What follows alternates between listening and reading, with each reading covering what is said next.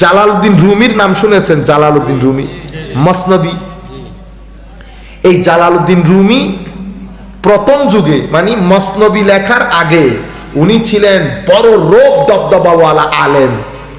মানুষ ভয়ে কথা বলতো না, মজলিসের মধ্যে কেউ ভয়ে প্রশ্ন করতো না। হুজুরের রোব দবদবা, কিতাবের মধ্যে এত মুহাক্কিক মুদাল্লাল এবং এত উপরের পর্যায়ের আলেম ছিলেন। মজলিসের মধ্যে দর্শ দিলে মানুষ সু করে নীরব, মানুষ কোনো কথা নাই, এত অহংকারী টাইপের না। আমরাও এরকম না? হ্যাঁ, আছে কোন মায়ের ছেলে আমার সাথে বসে ডিবেট করবে, বলি না? হ্যাঁ, আমার চেয়ে কেউ বেশি, হারে বেটা তোরে 10 বছর পড়াইতে পারবে, হ্যাঁ 5টা প্রশ্ন করলে উত্তর দিতে পারবি। ওরে বাপরে বাপ, মহাসমুদ্র নিয়ে বসে আছে। হ্যাঁ, এগুলা কেন হয় জানে? এলম আকল যখন কম থাকে তখন এই নফস ভোতাভুতি করে, বল না বেটা তুই জানোস, বল না বেটা তুই জানোস, এই উপরে উঠে যায়। নফস বড় আজীব জিনিস। সারাদিন কাজ করবেন, অহংকার শয়তান ওয়াসওয়াসা ডালবে, অহংকারের জন্য অহংকার করে বরবাদ করে দিচ্ছেন সবকিছু। জালালউদ্দিন রুমি রোব দবদবা, একদিন শামস তাবরেজ রাদিয়াল্লাহু আনহু দেখছেন, এদেরও সুহবত দরকার হয়েছে আল্লাহ ওয়ালা হওয়ার জন্য। শামস তাবরেজ আইসা বলতেছে এগুলা কি? কদ্দুর এগুলা তুমি বুঝবা না, একই আন্দাজ না, কথার আন্দাজ একই না, এগুলো আপনি বুঝবেন না। আমি বুঝবো না? না আপনি বুঝবেন না। উনি নিয়েও কূপের মধ্যে নিক্ষেপ করছে। ও কূপের মধ্যে যখন নিক্ষেপ করছে, ছাত্ররা পারে না শামস তাবরেজের গলা খাইয়া ফেলতে। উস্তাদ শামস তাবরেজ যখন দেখতেছে মাইরি খাইতে হবে শেষ পর্যন্ত, উনি উঠে কূপের মধ্য থেকে এগুলো তুলে হুজুরকে দিছে। হুজুর প্রথমে খেয়াল করে না, পরে দেখতেছে কিরে কূপ কোথায়, উনি কোথায়, কিতাব কোথায়। তখন উনি বলতেছেন এটা কিভাবে সম্ভব হলো? এটা তুমি জানো না, এটা কিভাবে সম্ভব হয়েছে এটা তুমি জানো না। যখন কথোপকথন হচ্ছে সুহবতের মধ্যে এসেছে, তো শামস তাবরেজের সিনার ভিতরে তো নূরের সমুদ্র। তখন হুজুর জালালউদ্দিন রুমির ভিতর থেকে অন্ধকার আস্তে আস্তে সরে যেতে শুরু করেছে।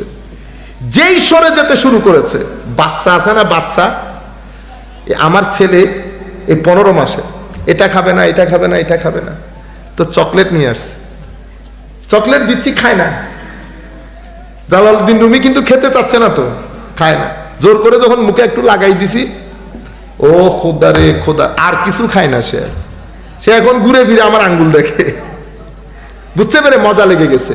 জালালউদ্দিন রুমির ভিতর থেকে যখন ওইটা সরতে শুরু করেছে, এখন উনি শামস তাবরেজকে আর যেতে দেয় না, হুজুর থাকেন।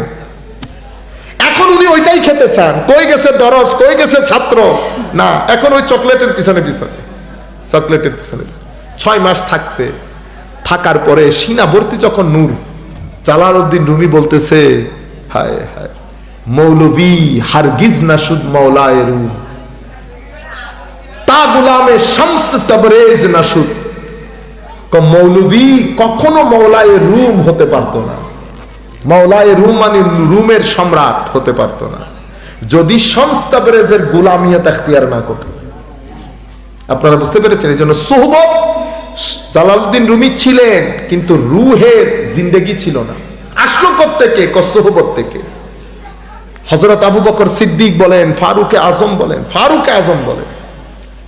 ইসলামের পূর্বে যুগে ইসলামের বড় শত্রু না, এক সুহবত রুহের জিন্দেগি দেওয়ার বার ফারুকে আজম হয়ে গেছে। সুহবত আজিম জিনিস। আপনি যখন ভালো মানুষের সাথে থাকবেন, মানুষ আপনাকে, এই জন্য আমার নবী বলছে কোন মানুষকে চিনতে হলে তার বন্ধু দেখো, সঙ্গ দেখো, কার সাথে থাকে। আপনি যতই ভালো হন, যদি আপনার সঙ্গ নষ্ট হয়, মনে রাখবেন সুফিয়ায়ে কেরামকে জিজ্ঞেস করতে, হুজুর সবচেয়ে ভালো কাজ কোনটা? ভালো মানুষের সাথে থাকা। কেন? ভালো মানুষের সাথে থাকলে সুহবত মানুষের উপর ওভাবে তাসির করে যেভাবে আবহাওয়া মানুষের শরীরের উপর তাসির করে।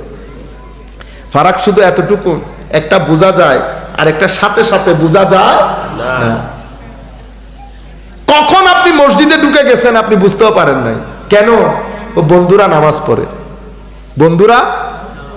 পড়ে। এই জন্য এটা হচ্ছে তৃতীয় জিনিস, বরং চতুর্থ জিনিস রুহের জিন্দেগির জন্য। পুণ্য সুখ আনে, অপুণ্যতে কি আসে? দুঃখ। অপুণ্যতে দুঃখ।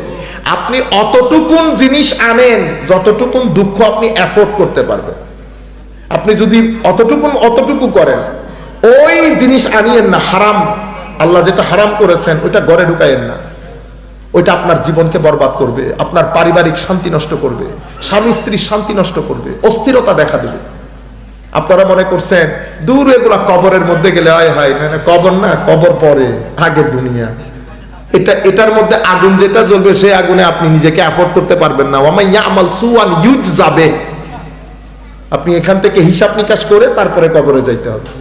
সুতরাং কখনো হারামের টাকা ঘরে ঢুকাবেন না, রু মরে যাবে। তাইলে কি বলেছি? তিলাওয়াতে কোরআন।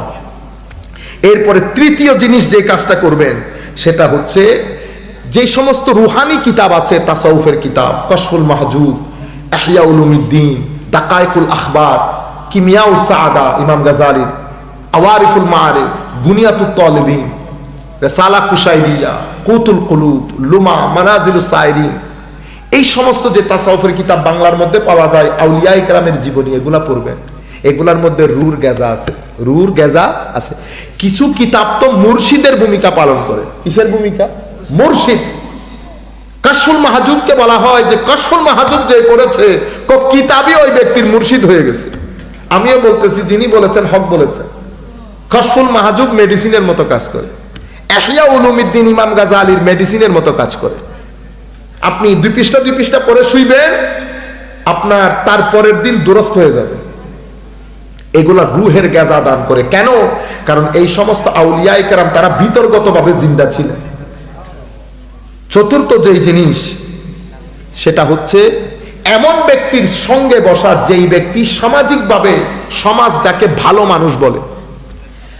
আমি যদি আরো সহজ কথাই বলি, আল্লাহওয়ালা, সত্যিকার অর্থে যারা আল্লাহওয়ালা, তাদের সঙ্গের মধ্যে বসবেন। তাদের সঙ্গের মধ্যে,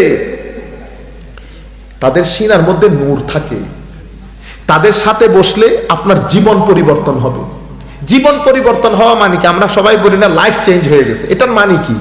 এটার মানে হচ্ছে আপনার জীবনের প্রায়োরিটি পরিবর্তন হয়ে যাবে। আগে আপনার জীবনের প্রায়োরিটি ছিল দুনিয়া, এখন হয়ে গেছে আখেরাত। আপনার জীবনের সামগ্রিক চাওয়া পাওয়ার মধ্যে পরিবর্তন আসবে। প্রত্যেক কিছুর সাথে আল্লাহ, আল্লাহ রাসূল জড়িত হয়ে যাবে। আমার আল্লাহ নারাজ হয়ে যাচ্ছে, আমার নবী যদি নারাজ হয়ে যায়।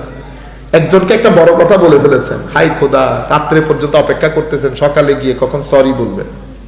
এই যে আপনার জীবনে সরি বলার প্রতি একটা, দুঃখিত বলা, মাফ করে দেন বলা, এই যে একটা চাহত চাহিদা, এটা কি কারণে হয়েছে? ওই সৎসঙ্গের কারণে, সোহবতের কারণে। যারাই বড় হয়েছে সোহবতের কারণে হয়েছে।